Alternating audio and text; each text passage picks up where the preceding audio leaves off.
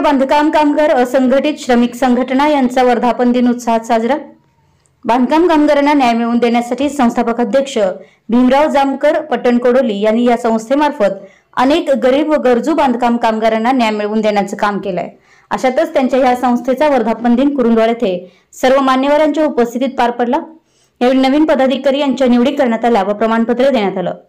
यामध्ये संघटना वाढीसाठी व गोरगरीब लोकांना संघटनेतर्फे मदत करण्यात येणार आहे। या कार्यक्रमासाठी संस्थापक अध्यक्ष भीमराव जामकर, पश्चिम महाराष्ट्र अध्यक्ष मच्छिंद्र कांबळे, बच्चन कांबळे, निकिता कांबळे, शारदा कोरे, कुदरत जमादार, संदेश कांबळे, बाबासू आवळे, सुनील माने, अवधूत शेट्टी, तानाजी साळुंखे, सचिन कांबळे, सुरेखा चौगुले, श्रीधर जामकर, दादासू कांबळे, गीता कांबळे, वैशाली कांबळे, मोबिन पटेल हे सर्व पदाधिकारी व कामगार उपस्थित होते।